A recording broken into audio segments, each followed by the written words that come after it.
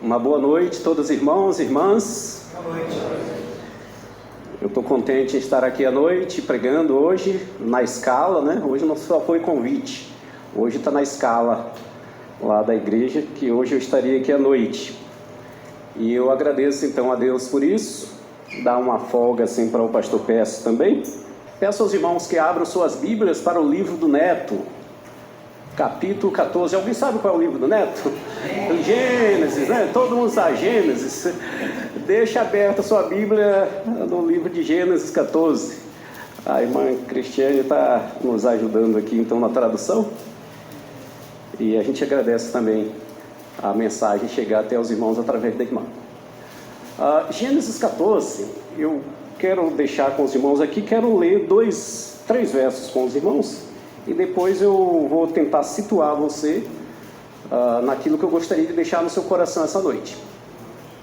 Gênesis 14, o verso 18 até o 20, são 2 na realidade. A palavra de Deus, ela nos diz assim: Então Melquisedeque, rei de Salém e sacerdote do Deus Altíssimo, trouxe pão e vinho e abençoou Abraão, dizendo: Bendito seja Abraão pelo Deus Altíssimo, Criador dos céus e da terra. E bendito seja o Deus Altíssimo que entregou seus inimigos em suas mãos. E Abraão lhe deu o dízimo de tudo. Deixar suas Bíblias abertas aí que a gente vai fazer outras leituras aí nesse mesmo capítulo. Eu quero pensar nesse tempo que a gente passa aqui, de uns 20 minutos, pensar com você a respeito do assunto de honra. Formas de honrar alguém. O próprio pastor Pécio já trouxe para nós algumas informações a respeito do assunto honra, que é algo que brota no coração. Honra um pouquinho diferente de desobediência, de obediência ou desobediência.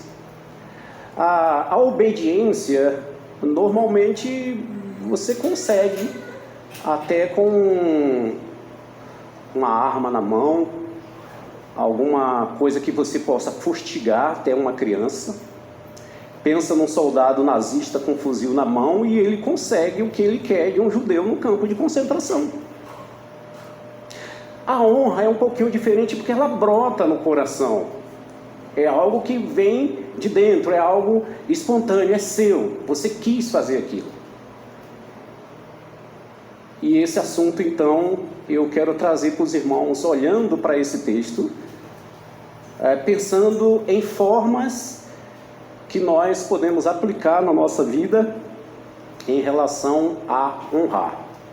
Honrar o próximo, honrar a autoridade, honrar a Deus, honrar os pais.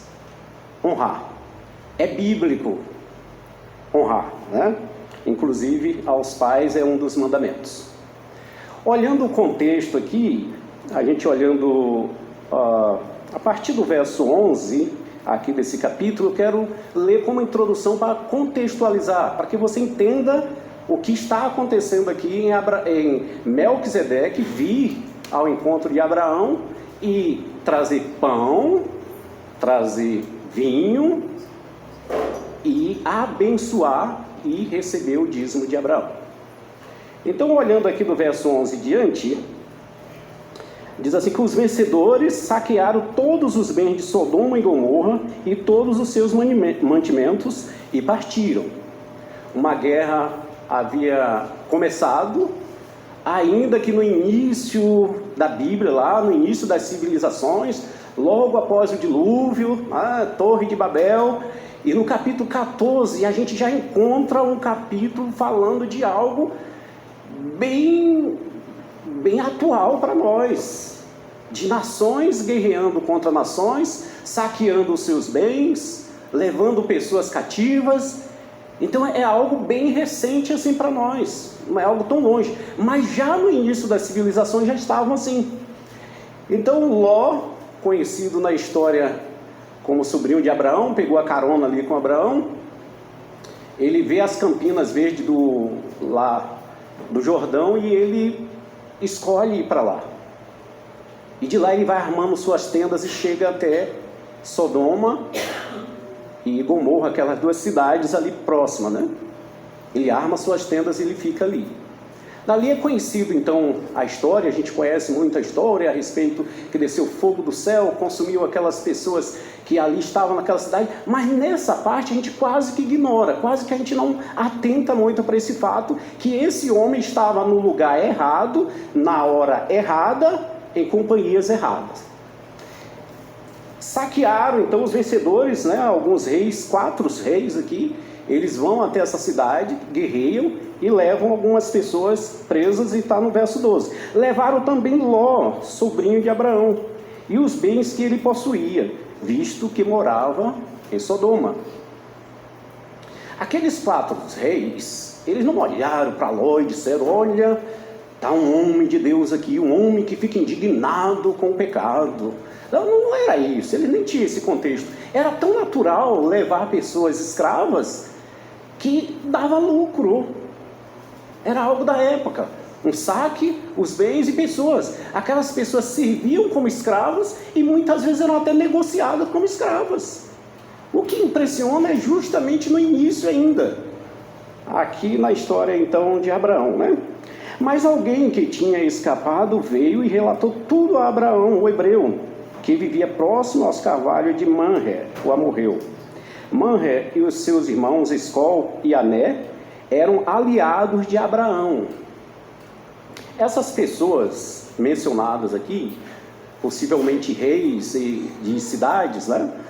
Aqueles reinos cidade, não é falado sobre a fé dele, a espiritualidade deles, a vida deles com Deus, mas é falado que Abraão tinha uma certa amizade, tinha uma certa comunhão, tinha um certo laço com essas pessoas.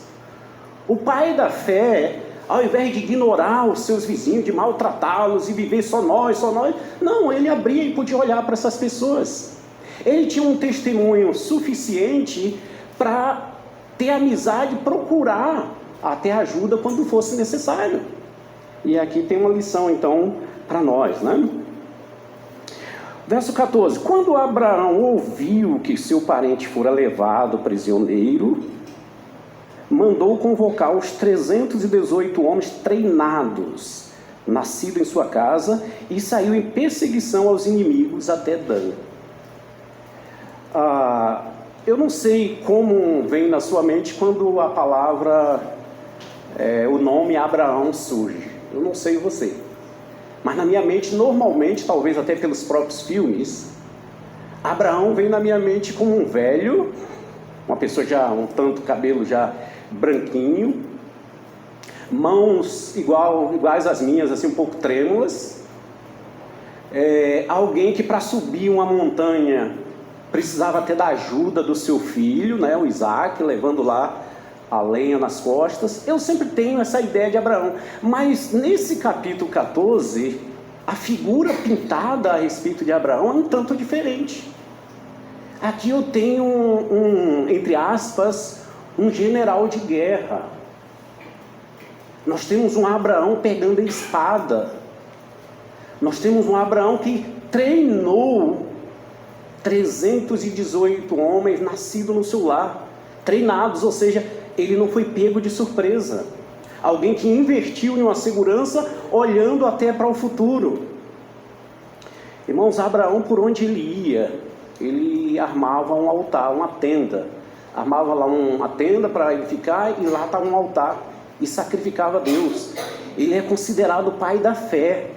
E esse homem, quando ele precisa agir, ele se organiza de tal maneira que ele tinha 318 pessoas ao seu lado, e ainda tinha algumas confederações ali, 4 pelo menos, do lado dele que podia ajudá-lo. E esse homem agora, ele bola uma estratégia e ele sai para guerrear. Quase que a gente não pode acreditar olhando uma coisa dessa. É um homem diferente, é um Abraão diferente. Vez por outra, nós crentes, quando se trata da questão de segurança, nós somos às vezes muito ingênuos. Deus nos dá sabedoria e condições para a gente lutar, se preparar, se organizar. Temos o tempo de oração? Temos. Abraão sempre teve, era característica dele, mas Abraão teve o tempo de se preparar.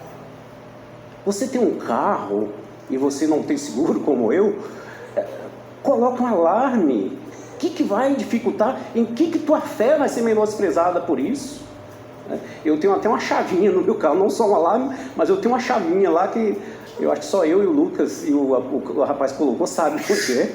Difícil de achar, tem hora que até eu me perco, mas a pessoa para levar meu carro, ele vai ter um pouquinho mais de trabalho. Ele leva, mas ele tem um pouco mais de trabalho para isso. Eu não confio naquela trava e naquele alarme, eu confio no meu Deus. Eu viajo pelas estradas e vindo da Bahia há pouco tempo, nós fomos instruídos assim por alguns especialistas de segurança lá na televisão, que a gente nos postos de gasolina deveria deixar o carro em uma posição de rota de fuga, né? Então nunca deixar o carro assim de frente para a lanchonete, sempre de frente para a pista, né? Já uma rota de fuga.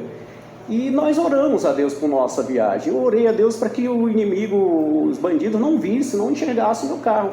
Mas todas as vezes que eu cheguei ali, eu coloquei o meu carro para ali e não diminuiu a minha fé em nada. Existem situações que precisam de ações mais enérgicas.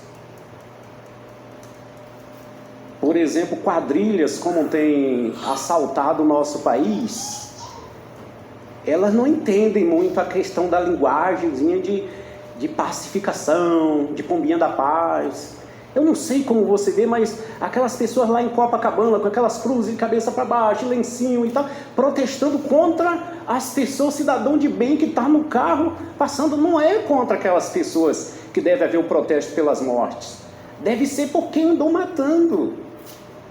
Então, existe sim uma necessidade de uma ação mais enérgica quando preciso.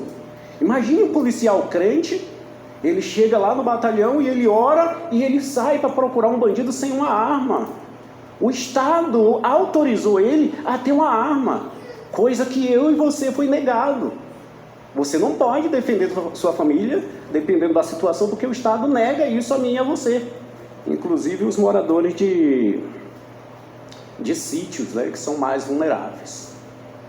Mas eu encontro um Abraão aqui com a arma na mão, e o texto, não sei porque, se o escritor aqui, Moisés, omite, eu não sei, mas não é falado que esse homem orou antes. Ele era um homem de oração, eu imagino que ele orou, quem sabe até no próprio caminho, mas não é mencionado. É mencionado que ele precisava agir, e era a hora desses 318 homens irem com ele ali para a batalha.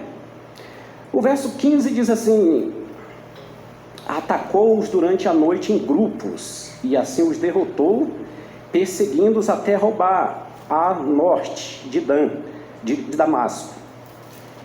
Ele bolou uma estratégia, um general, ele distribui em grupos, são 4, não sei se 4 reis, se esses 4 grupos eram para cada rei um grupo, eu não sei, mas o certo é que houve uma estratégia desse homem.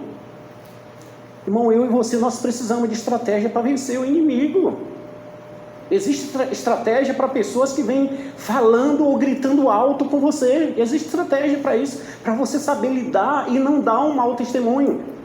Eu contei para os irmãos daquele assunto que o João até pregou de manhã, a respeito da paciência, como Deus tem trabalhado no meu coração nesses 3 anos. Passando por hospitais e clínica médica e tudo aquilo que a irmã Zete passou há um tempo atrás. Eu estou há 3 anos e a ideia de paciência ali, Deus tem trabalhado muito na minha vida. Muito, não é pouco não. Eu mais Simone, a gente, dia de quinta-feira, normalmente nós nos programamos e a gente sai de casa às 5 horas da manhã e vai até Pouso Alegre. Isso a gente já fez umas 50 vezes, talvez. E a gente nunca chegou atrasado naquele hospital, nessas tantas de vezes, nunca chegamos, já chegamos adiantado até, mas nunca atrasados. Eu não sei qual o critério que usa, mas nunca Simone é atendida primeira, nunca é primeira.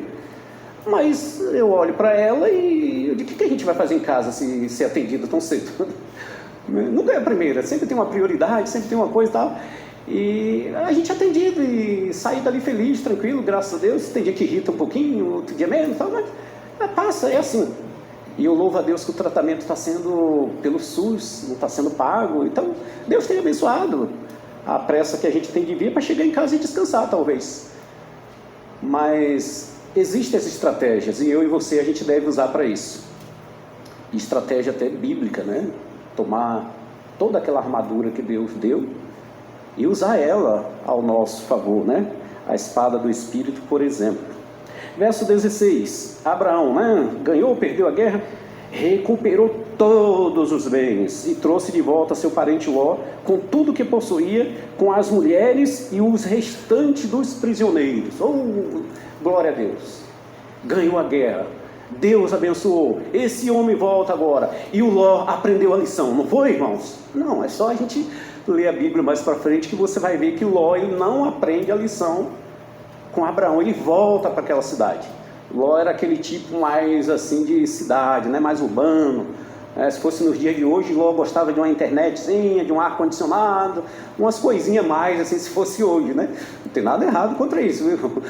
Mas ele era mais assim, e ele parece que não aprendeu a lição. Então volta Abraão. Quando chega no verso 17, começa então a nossa meditação olhando aqui para o rei de Sodoma, e logo em seguida a gente vê Melquisedeque. E aí eu quero ver uma forma que esse homem Melquisedeque honrou Abraão olhando para esses versos aqui. O 17 fala do rei de Sodoma, né? Voltando Abraão da vitória sobre Quedorlaomer e sobre o rei que ele se havia aliado, o rei de Sodoma foi ao seu encontro no vale de Savé, isto é, o vale do rei. Então Melquisedeque, rei de Salém e sacerdote do Deus Altíssimo, trouxe pão e vinho e abençoou Abraão, dizendo: bendito seja Abraão pelo Deus Altíssimo, Criador dos céus e da terra. Uma maneira que eu tenho, que você tem de honrar alguém, é vir ao encontro desse alguém. E ao encontro desse alguém, normalmente menor do que você. Procurar o bem daquela pessoa que você vai ao encontro. Deus um dia nos honrou mandando o seu filho vir ao nosso encontro. Não sei como o rei de Salém, sacerdote do Deus Altíssimo, lembrado pelo escritor da carta aos Hebreus que ele era maior que Abraão, esse homem fica sabendo e ele vem ao encontro de alguém menor do que ele. Irmão João, mas será que ele não veio buscar o dízimo? Será? Esse homem era rei, ele era rico. Esse homem, por ser rei, quem sabe o próprio Melquisedeque tenha lutado algumas batalhas, tenha ido para a guerra, quem sabe tenha puxado espada, não é mencionado aqui. Mas ir ao encontro daqueles que têm necessidades. Normalmente final de ano é um tempo mais assim, onde o sentimento parece que aflora mais os nossos corações. E eu vi algumas imagens no final do ano, alguns asilos fazendo apelo para que pessoas, familiares, filhos viessem visitar aquelas pessoas que ali estão, que só precisava da companhia de alguém colocar a mão no ombro, fazer, quem sabe, um pouquinho daquilo que os irmãos estão pretendendo fazer lá no Esperança e Vida. Ir lá e dizer: olha, nós estamos aqui, nós estamos do lado de vocês. E ir ao encontro. O pecador está desesperado, está pelo mundo aí, indo de mal a pior a cada dia, nem sabe ele em quem que tropeçam, né? No que tropeça. E eu e você, nós precisamos ir ao encontro. Normalmente, irmãos, os missionários, é normal, tá? Pode ter alguma diferença, mas normalmente os missionários, eles vão a um povo com menos condições do que eles. Muitos missionários são assim. É só ver os relatos, as fotos, as coisas. Normalmente é assim. Lugares onde tem pessoas, e eu vi isso, de pessoas que gostariam de sair dali para vir para um lugarzinho um pouquinho melhor de onde está. E os missionários vão até aquele lugar. É ir ao encontro dessas pessoas. Você, filho, você precisa ir ao encontro do seu pai, sua mãe, visitá-lo, perguntar como ele está, ajudá-lo. Os olhos dos seus pais não são mais como os seus, que podem enxergar longe, ver tudo, não. Nós conhecemos, a minha geração conheceu uma era digital que não é nossa. Nós não dominamos essa área digital. E é vocês, jovens, que dominam. E vocês precisam um pouco mais de paciência com a gente, com a nossa geração. Não levar tudo a ferro e fogo. Eles tiveram paciência com você. E nós precisamos ir ao encontro dessas pessoas. E esse homem chamado Melquisedeque, tanto ele quanto o rei de Sodoma, vieram ao encontro. A segunda maneira que nós temos, olhando para o texto que nós temos de honrar alguém, é preparar uma mesa para aquela pessoa que será honrada. Preparas uma mesa perante mim na presença dos meus inimigos, né? Salmo 23 já é falado sobre isso. Preparar uma mesa. Eu já fui na casa de vários dos irmãos aqui, e a maioria daquelas pessoas que eu fui na casa de vocês prepararam a mesa para mim. Eu não sou muito disso, de preparar a mesa. Lá em casa a gente não tem muito isso. Simone come horário, geralmente mais cedo que eu, depois eu como e tal. Mas um dos meus filhos, esse filho, ele gosta de preparar a mesa. Ele gosta de colocar lá aqueles lencinhos, guardanapo, aquela coisa e tudo. Irmão, é tão bonito aquilo. Não estou dizendo pela comida que é tão diferente do que a Simone faz, mas é o carinho. Houve um pensamento em cada cuidado em fazer aquilo. Eu já falei para esse filho, ou filha, tá? Eu não quero dizer o nome, mas eu já falei para ele que eu gosto daquele tipo de coisa. Lá no céu nós teremos uma mesa preparada para nós, preparada pelo Senhor para nós. Isso é uma honra. Preparar uma mesa para aquele que você quer honrar. O texto, o irmão João, o texto não está dizendo aqui, pelo menos não tem a palavra mesa. Olha, Melquisedeque trouxe pão. E pão na Bíblia tem esse sentido de sustento, tem esse sentido de comunhão. Nós não estamos indo para o espetinho por causa do espetinho, é claro que não. A gente pode comprar carne e comer em casa. Naquela noite todo mundo pode vir para aqui já jantado e até trazer uns salgados aqui. Mas eu já fiz isso, eu, Neto e alguns irmãos aqui, nós já fizemos isso, de sair lá para o espetinho, para outro lugar e tudo, e ter aquele tempo da gente conversar de várias coisas. E olha, irmãos, eu confesso para vocês que ali a gente fica conhecendo um pouquinho mais dos irmãos e da intimidade deles, coisa que aqui na igreja dificilmente a gente ia conhecer. Muito bom aquilo. Então o pão tem esse sentido de sustento, de comunhão.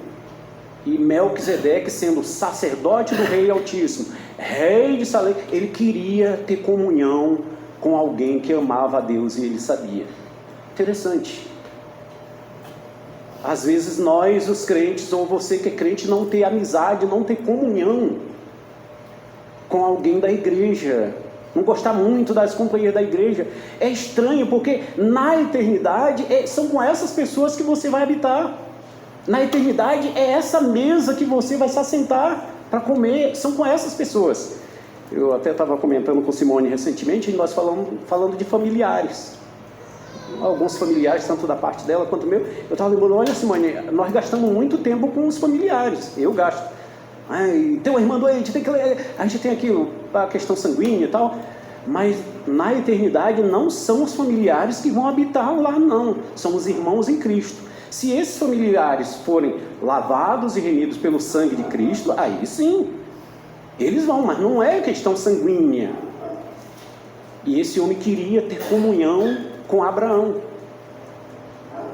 Eu não tenho muitos amigos, a não ser na igreja.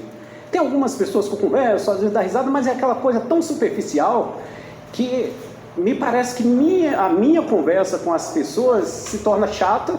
E às vezes a conversa deles também se torna chata. Primeiro que eu gosto de falar um pouquinho sobre futebol e meu time só perde. Então eu vou falar com alguém sobre futebol e ele só me fala do time dele. As taças que levantou e tudo, eu tenho que ficar quietinho, então deixa pra lá. Política, meu Deus do céu, política, eu não quero, já chega a internet. E eu não tenho muito assunto para conversar com as pessoas. E eu tenho notado que todas as vezes que eu abro a boca e falo de Cristo, eu dou um folheto, parece que há uma certa distância. Parece que antes de falar isso, parece até que tem uma harmonia maior. Teve um rapaz que me procurou, não foi aqui, foi na Bahia. Ele disse que ele é crente, as atitudes são um pouco suspeitas, mas ele disse que é.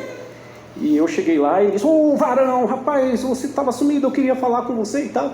E já puxou um banquinho, já sentou, eu ocupado, mas precisava dar atenção, né? E aí, você sabe o que aconteceu com minha esposa, né? Eu estava recém-chegado, então eu não sabia. Não sei. Eu me separei dela.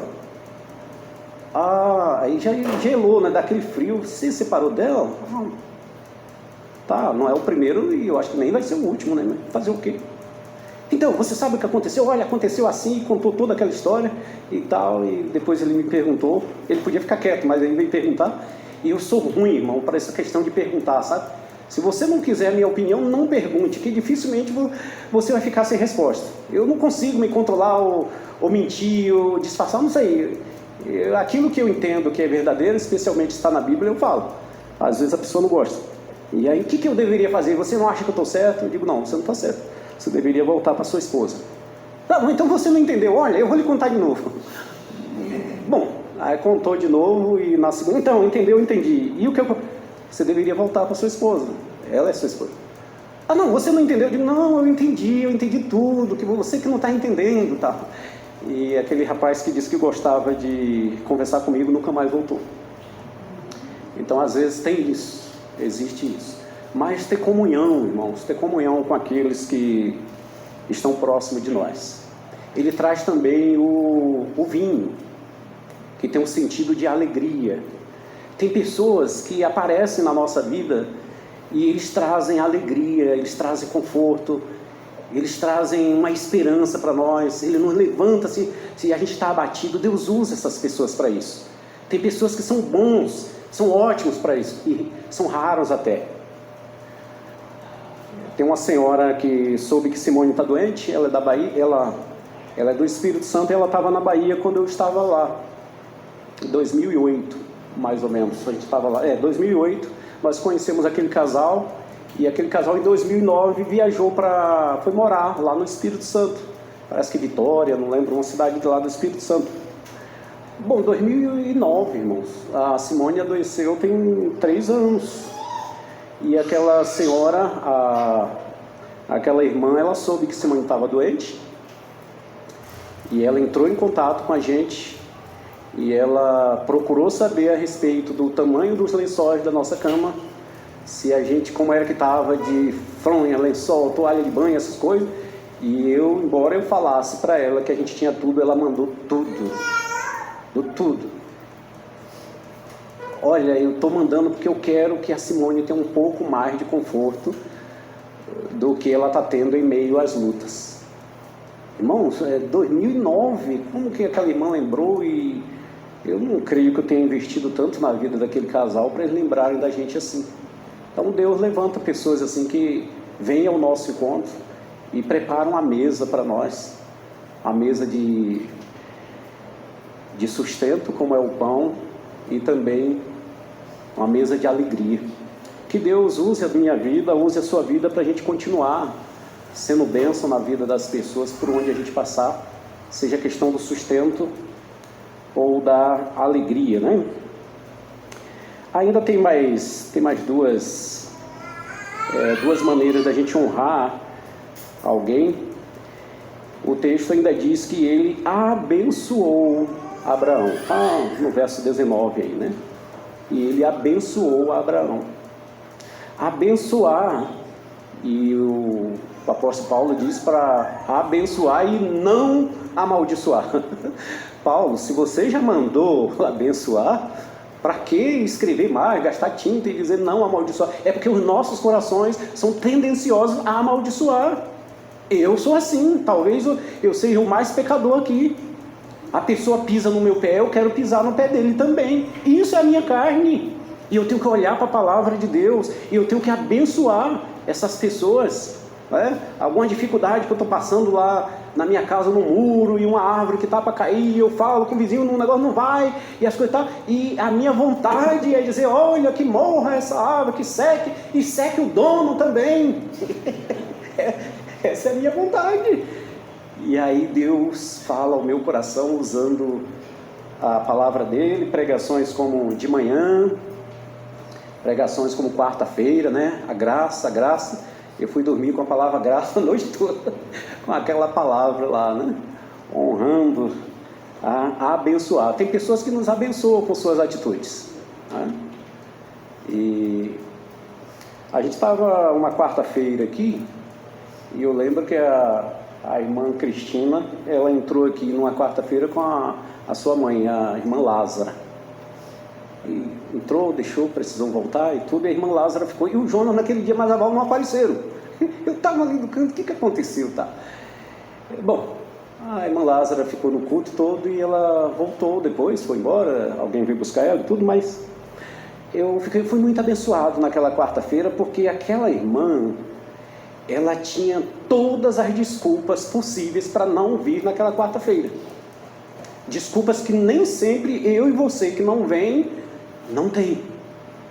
Idade, alguém para buscar, para acompanhar ela, para tentar traduzir às vezes alguma coisa que foi falada e ela não entendeu. Ela tinha tudo para não vir no culto numa quarta-feira. Afinal de contas, o culto de quarta-feira é um culto de oração, é mais voltado para a doutrina. Tem um cafezinho às vezes, né? Mas não era algo, digamos assim, um aniversário, alguma coisa, nem espetinho tinha. E lá está a irmã Lázara aqui junto com a gente. E depois eu comentei com o Jonas, eu digo, interessante algumas atitudes. E Jesus, ele honrava essas atitudes simples das pessoas. Você olha os evangelhos que você vai vendo algumas coisinhas ali, e Jesus ganha a atenção das pessoas lá falando, e o discípulo fica até atônito, né? É uma viúva lá lançando uma moedinha, é um cego gritando de longe, Jesus indo atender, é uma mulher que nem de Israel interrompendo aquela caminhada de Jesus, o ministério, para poder pedir a ressurreição do filho, e assim está. São essas pessoas e essas atitudes que nos abençoam muitas vezes. E esse homem vem, por ele ser maior que Abraão, ele era sacerdote do Deus Altíssimo, ele então abençoa. Ô irmãos, como tem sido eu e você em relação a esse assunto de bênção? Se você já não estiver amaldiçoando pessoas, digamos que já está ali no meio caminho andado, né? Abençoar e não amaldiçoe. Então, digamos que já está no meio caminho andado, mas é importante essa questão de a minha vida e a sua vida ser uma bênção para a igreja, para o mundo e por onde você andar, por onde eu andar. Vários ministérios, várias coisas que levam ao funcionamento de uma igreja pequena como a nossa, mas que precisa da minha e da sua participação para a gente abençoar e nós sermos também abençoados. E o último está aqui no último parágrafo aqui do verso 20, né? Ele abençoa dizendo, 19, bendito seja Abraão pelo o Deus Altíssimo, Criador dos céus e da terra. Bendito seja o Deus Altíssimo, que entregou seus inimigos em suas mãos. Ele acredita a Deus a vitória. Não é os 318. Não são agora as estratégias suas, Abraão. Foi Deus quem lhe deu a vitória. Ou seja, aquilo que você é, aquilo que você tem, aquilo que eu sou, que eu tenho, vem de Deus. Deve ser acreditado a Deus. Se o Senhor não edificar a casa, em vão trabalham os edificadores. É isso. E finalizando, e Abraão lhe deu o dízimo de tudo.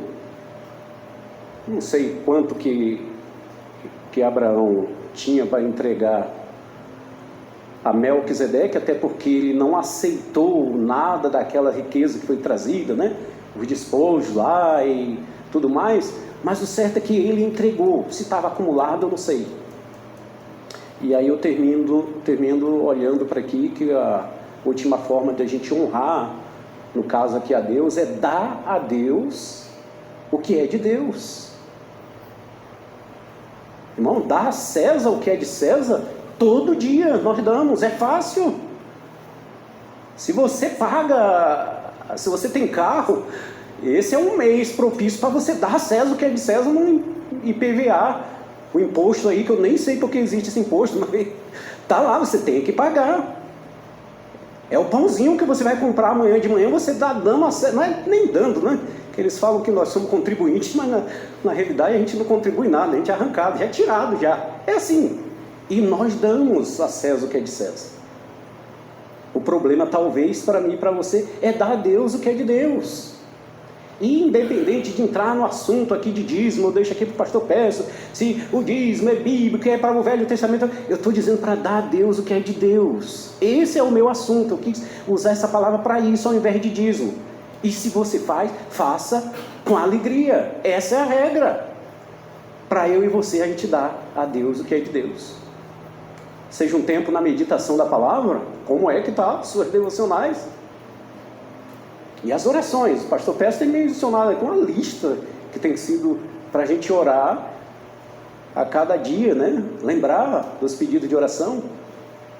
Irmãos, orem por mim na quarta-feira. Sim, nós vamos orar, mas se o irmão puder também vir, você não só vai orar pelo seu pedido, como vai orar pelo pedido de um outro irmão. Não é assim? Eu sou abençoado aqui nessa igreja em relação a essa questão por alguns irmãos. Eu acabei de falar que em relação à nossa programação, alguns irmãos se dispuseram, disseram, olha, se precisar de alguém ser apadrinhado, eu quero ajudar a apadrinhar. E eu também tenho isso no meu coração. Então eu sou abençoado com esses irmãos e essas atitudes. A gente dá a Deus o que é de Deus. Então eu e você, nós queremos honrar, seja ao nosso irmão, seja ao nosso pai, seja a autoridade, seja Deus. Vá ao encontro dessas pessoas, prepare uma mesa diante dessas pessoas, trazendo o pão, o sustento, né? Trazendo alegria para essa pessoa, acreditar a Deus na vida da pessoa, aquela vitória que ela tem ou que você tenha, e dê a Deus aquilo que é de Deus. Amém? Eu vou orar. Após a oração nós estamos então encerrando o culto. João Marcos, é isso? Cadê João Marcos? Sim? Tá bom, nós vamos orar. Após a oração nós estamos encerrando o nosso culto nessa noite. Então, oremos. Pai Santo, Pai de amor, nós agradecemos ao Senhor pelo cuidado do Senhor com a gente. Obrigado por Tua palavra, falando aos nossos corações, trazendo assuntos como graça, paciência, honra. Vários assuntos o Senhor tem falado com a gente nesses dias. E eu agradeço ao Senhor porque o Senhor não tem desistido da gente. Obrigado por Tua igreja, Deus. Cada irmão, cada irmã são preciosos aqui para nós. É uma bênção tê-los aqui, cada um que tem servido de bênção para a gente. Eu te louvo pela vida deles. Continue nos abençoando e leve a gente também de volta ao nosso lar, Deus. Assim como o Senhor trouxe, guardados e amparados pelo Senhor. Nós oramos agradecidos a Ti em nome de Jesus. Amém.